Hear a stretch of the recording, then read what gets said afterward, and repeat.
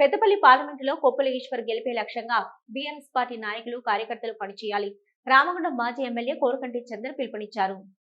రామగుండం మాజీ MLA BRS party జిల్లా అధ్యక్షులు కోరుకంటి చందర్ ఆధ్వర్యంలో మంగళవారం బీఆర్ఎస్ పార్టీ పెద్దపల్లి పార్లమెంట్ అభ్యర్థి కొప్పుల ఈశ్వర్ గెలుపు కోసం రామగుండం కార్పొరేషన్ డివిజన్లో పర్యటనలో భాగంగా డివిజన్ పరిధిలోని బీఆర్ఎస్ పార్టీ ముఖ్య నాయకుల రౌండ్ టేబుల్ సమావేశం ఏర్పాటు నిర్వహించారు.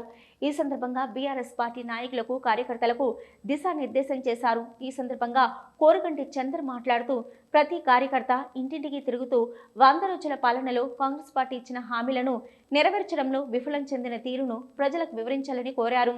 తెలంగాణ రాష్ట్రం సాధన కోసం కొప్పుల ఈశ్వర్ ఉద్యమాలు చేసి జైలుకు వెళ్లారని, ప్రజల కోసం ప్రతినిత్యం తప్పించే నాయకుడిని ప్రజలంతా గెలిపించాలని కోరారు.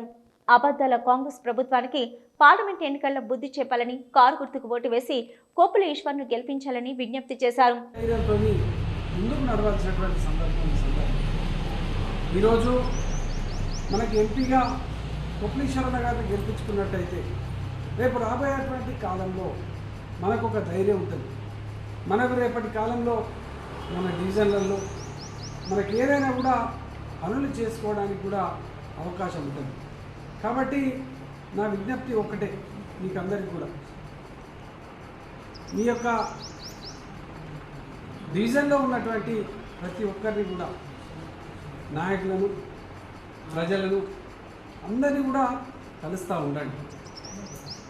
తెలంగాణ రాష్ట్రం కోసం పోరాటం తెలంగాణ తెచ్చినటువంటి పార్టీ బీఆర్ఎస్ పార్టీ మాత్రమే.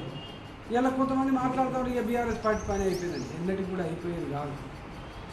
ప్రతి జిల్లాకు బీఆర్ఎస్ పార్టీ జిల్లా కార్యాలయాలను ఏర్పాటు చేసి ఉద్యమకారులు వీళ్ళందరూ కూడా మేమున్నాం పార్టీకి అండగాని నిలబడి ఇలా కొట్లాడడానికి సిద్ధమని కొట్లాడుతున్నటువంటి సందర్భాలను కూడా మనం చూస్తూ ఉన్నాం.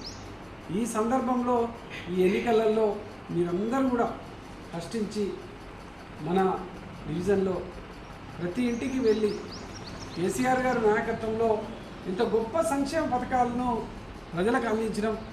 గతంలో ఎవరైనా 2000 రూపాయలు పెన్షన్ ఇచ్చినటువంటి వాళ్ళు ఉన్నారా? గతంలో కళ్యాణ లక్ష్మి 1,100 ఇచ్చినటువంటి వాళ్ళు ఉన్నారా? ఇప్పటికీ స్వాతంత్ర భారతదేశంలో ఇప్పటి వరకు ఎవరు కూడా రైతులకు ఎకరానికి పంట సహాయంగా డబ్బులు ఇచ్చినటువంటి దాఖలాలు లేవు. ఈ స్వాతంత్రం వచ్చి మన కేసీఆర్ గారు ముఖ్యమంత్రి అయ్యేంత వరకు మన కేసీఆర్ గారు మాత్రమే ఇచ్చింది. రైతు చనిపోతే ఆ కుటుంబం రోడ్డు మీద పడుతుంది అని రైతు బీమా 5 లక్షల రూపాయలు ఇచ్చేటువంటి పథకాన్ని రూపకల్పన చేసి అమలు చేసినటువంటి ముఖ్యమంత్రి మన కేసీఆర్ గారు మాత్రమే.